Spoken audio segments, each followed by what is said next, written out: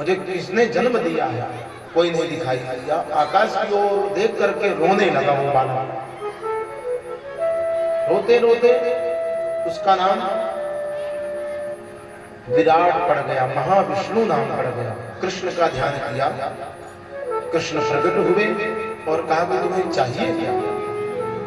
उस महाविष्णु ने कहा कि मुझे केवल आपके चरणों की भक्ति चाहिए, कृपा चाहिए और कुछ नहीं चाहिए। तो कृष्ण भगवान ने कहा मैं तुम्हें अपना ही रूप देता हूं, अपनी ही शक्ति प्रदान कर देता हूं, जो मुझ में शक्ति वो तुम पर रहेगी। फिर इस पृथ्वी से ऊपर 7 लोक हैं, 7 लोक नीचे हैं, 14 भुवनों की रचना हुई। आगे चल करके उस विराट पुरुष ने चेतना प्राप्त की, श्री कृष्ण से प्रसन्न हो गया। अभी चलो भक्ति प्राप्त करके वरो में तत्पदां भोजे भक्तिर्भवतु निश्चला सततम यावदायुर्मे चढ़वा सुचिरम चबा। अभी चल भक्ति श्री कृष्ण ने जब बालक को दिया, बड़ा हुआ, विराट पुरुष कहलाया, महाविष्णु नाम से विख्यात हो गए। ब्रह्मा को उस परब्रह्म परमात्मा ने कहा कि तुम सृष्टि करो, भगवान महादेव को कहा कि तुम संहारक बनोगे, ये मेरा आदेश है। सब कोई आदेश लेकर के प्रकट हो गए। ब्रह्मा जी जब नाभि से प्रकट हुए तो कमल का पता नहीं लगा पाया कि मैं कहां से आया, कौन हूं। आश्चर्य में पड़ गए ब्रह्मा जी, देखने लगे मुझे किसने प्रकट किया। बहुत दूर तक गए पर जान नहीं पाए थे। फिर इन्होंने मानसी सृष्टि की, सनत सनंदन सनातन सनत कुमार 4 पुत्र हुए। इसके बाद 10 पुत्रों को जन्म दिया। तत्पश्चात ब्रह्मा जी ही उस विष्णु महाविराट से प्रकट हुए, जो वाणी की अधिष्ठात्री देवी, शास्त्रों की अधिष्ठात्री देवी है, जो कृष्ण वल्लभा राधा के मुख से प्रकट हुई है। श्री कृष्ण को काम भाव से देखने लगी वो। श्री कृष्ण ने कहा देवी तुम्हारा नाम सरस्वती होगा, तुम जाकर के नारायण का सेवन करो, वैकुंठ में जाओ। उस देवी ने आदेश माना और वैकुंठ में पहुंच गई। भगवान श्री कृष्ण ने स्वयं सरस्वती का पूजन किया। तो सरस्वती का पूजन करना क्यों चाहिए?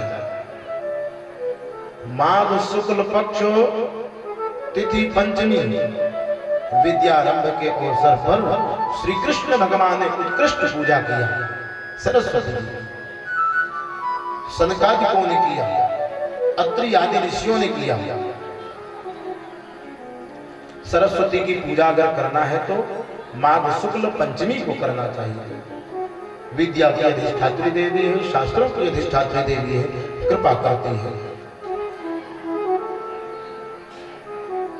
सरस्वती जी का जो मंत्र है वो बड़ा अद्भुत मंत्र है। इस मंत्र का जो 4 लाख जप करता है वो व्यक्ति विद्वान हो जाता है, वाचस्पति बन जाता है। ओम ह्रीं श्रीं सरस्वती स्वाहा, ये मंत्र है। इस मंत्र का जो जप करता है वो विद्वान हो जाता है। ब्रह्मा जी ने इसी मंत्र को गंधमादन पर्वत पर भृगु जी को प्रदान किया। भृगु जी ने प्राप्त करके विश्व जय नामक सरस्वती कवच बनाया। इस कवच को धारण किया। श्री कृष्ण ने भी इस कवच को धारण किया, कृष्ण ने ही इस कवच को स्फुटित किया। ऐसे ये कवच बड़ा अद्भुत है। इस कवच का जो पाठ करता है नित्य प्रति, उसकी विजय होती सारे विश्व में। विश्व जय नाम है इस कवच का। छोटी छोटी पुस्तकों में भी आता है। याज्ञवल्क्य ने एक बार इनकी पूजा किया। वैशंपायन मुनि इनके गुरु जी थे। एक बार विवाद हुआ गुरु जी से, शाप मिल गया याज्ञवल्क्य को कि तुम मेरी जितनी भी विद्या है विस्मृत हो जाओ, बाहर निकाल दो। बाहर निकाला याज्ञवल्क्य जी ने। तो वैशंपायन जी ने अन्य शिष्यों को कहा कि तुम तितिर बन जाओ, पक्षी बन करके उसको उस विद्या को ग्रहण किए। इसीलिए इनकी शाखाएं भी अलग अलग हैं, एक तैत्तरीय शाखा है, एक मध्यांजनी शाखा है। पर जब याज्ञवल्क्य जी रुष्ट हो गए तब सूर्य नारायण ने बताया कि आप देवी सरस्वती की उपासना करिए। सरस्वती की उपासना किया। याज्ञवल्क्य जी ने, भगवती प्रकट हुई और कहा कि हे याज्ञवल्क्य जी, तुम कवींद्र हो जाओ, कवियों के इंद्र हो जाओ। कृपा कर दिया सरस्वती जी ने, कृपा होगी, कवींद्र बन गए। बोलिए अम्बे मातु की। तो जो भी सरस्वती का पूजन करे, श्रवण कर ले तो भी कल्याण होता है। इधर लक्ष्मी सरस्वती और गंगा जी को शाप मिल गया कि आप मृत्यु लोक पर जाएंगे। तब जन्मेजय जी ने पूछा, ये बताइए इन लोगों को किसने शाप दिया? कौन सा अपराध किया इन लोगों ने कि इन्हें शाप मिला?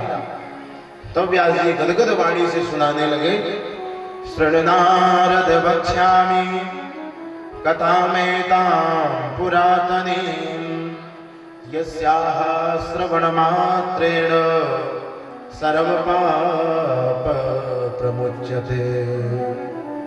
इस कथा को जो सुनता है सर्व पाप प्रमुच्यते।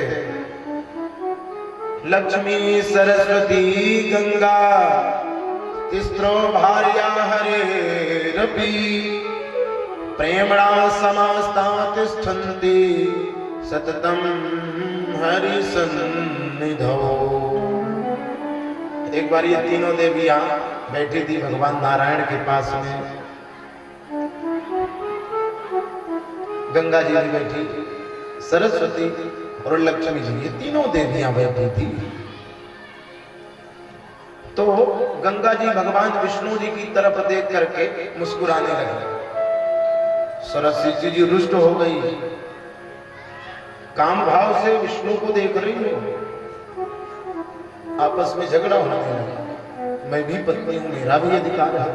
गंगा ने कहा मेरा अधिकार है, लक्ष्मी ने कहा मेरा अधिकार है, सरस्वती जी ने कहा मेरा भी अधिकार है।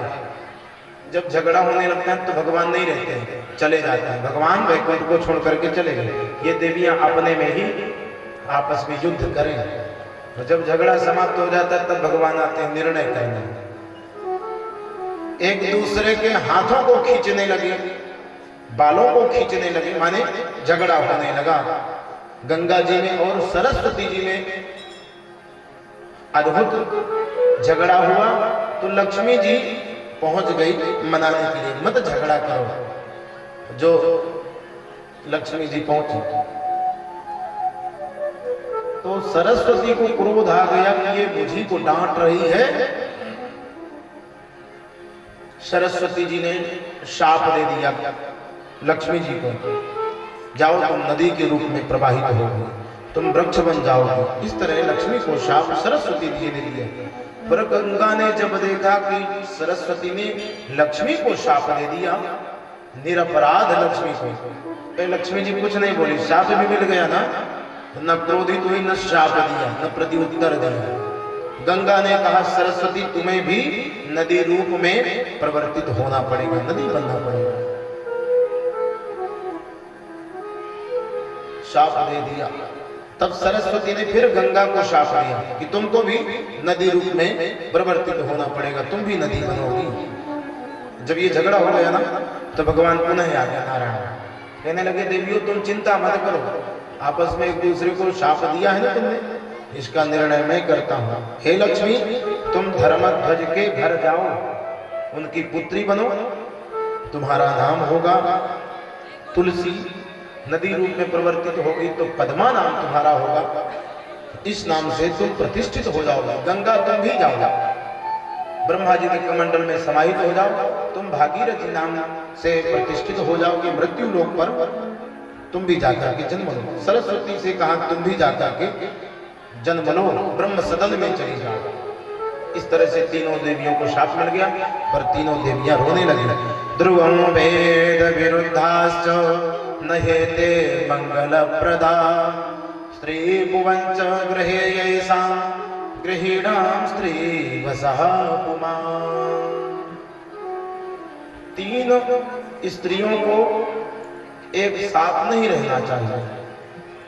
जो व्यक्ति तीन तीन विवाह करता है तो तीनों स्त्रियों को एक साथ नहीं रहना चाहिए, नहीं तो झगड़ा होगा। सगे तीन भाइयों को नहीं रहना चाहिए एक साथ, नहीं झगड़ा होगा। तीन नौकर को एक साथ नहीं रहना चाहिए, नहीं झगड़ा होता है। ये भगवान नारायण स्वयं कहते हैं। वेद विरुद्ध है, मंगल दायक नहीं है। नारायण कहते हैं जिसकी स्त्री मुख दुष्टा है। मुख दुष्टा का मतलब जो मुख से कुवचन ही बोलती रहती है हमेशा। जो योनि दुष्टा है, जो व्यभिचार में ही निर्लिप्त रहती है देवी, जो कलह प्रिया है, ऐसी स्त्री के पास नहीं रहना चाहिए व्यक्ति को। भगवान कहते हैं कि ऐसे पुरुष को जंगल ले लेना चाहिए, ऐसे स्त्री के पास फिर न लेना, समय न देना चाहिए। जो व्यक्ति स्त्री के वश में रहता है, भगवान कहते हैं कि वो जीते जी शव के समान है। भगवान नारायण स्वयं कह रहे हैं। रोने लगी लक्ष्मी, गंगा, सरस्वती, कहने लगी ये बताइए प्रभु हम लोग आपके पास कब आएंगी? नारायण ने कहा देवी चिंता मत करो तुम। तदवा